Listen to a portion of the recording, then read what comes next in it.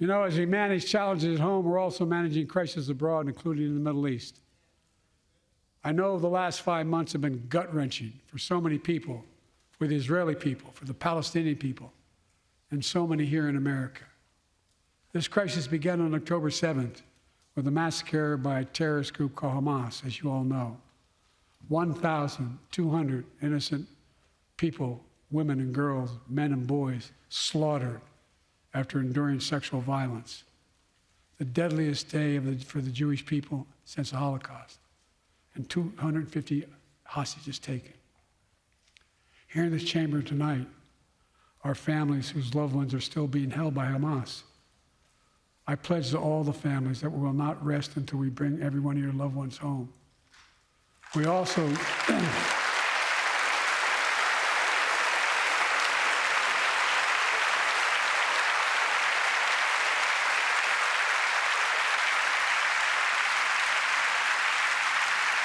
we will also work around the clock to bring home Evan and Paul, Americans being unjustly detained by the Russians and others around the world.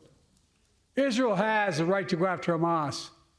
Hamas ended this conflict by releasing hostages, laying down arms, could end it by releasing the hostages, laying down arms, and surrendering those responsible for October 7th. But Israel has Israel has an added burden because Hamas hides and operates among the civilian population like cowards, under hospitals, daycare centers, and all the like. Israel also has a fundamental responsibility, though, to protect innocent civilians in Gaza.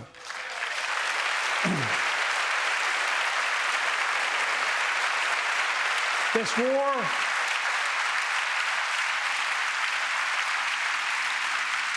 has taken a greater toll on innocent civilians than all previous wars in Gaza combined. More than 30,000 Palestinians have been killed, most of whom are not Hamas. Thousands and thousands of innocent women and children, girls and boys, also orphaned. Nearly 2 million more Palestinians under bombardment or displacement. Homes destroyed, neighborhoods in rubble, cities in ruin. Families without food, water, medicine. It's heartbreaking.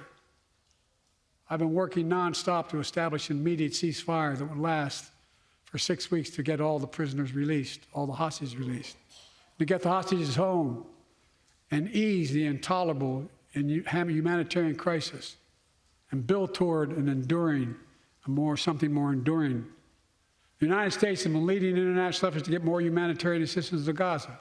Tonight, I'm directing the U.S. military to lead an emergency mission to establish a temporary pier in the Mediterranean on the coast of Gaza that can receive large shipments carrying food, water, medicine, and temporary shelters.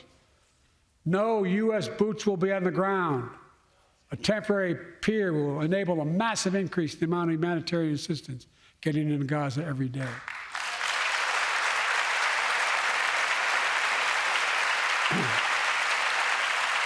And Israel must do its part. Israel must allow more aid into Gaza to ensure humanitarian workers aren't caught in the crossfire. And they're announcing they're going to have a crossing in northern Gaza. To the leadership of Israel, I say this: humanitarian assistance cannot be a secondary consideration or a bargaining chip. Protecting and saving innocent lives has to be a priority.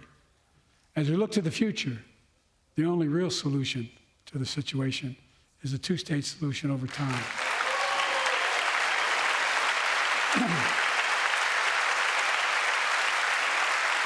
And I say this as a lifelong supporter of Israel. My entire career, no one has a stronger record with Israel than I do. I challenge any of you here. I'm the only American president of Israel in wartime. But there is no other path that guarantees Israel's security and democracy.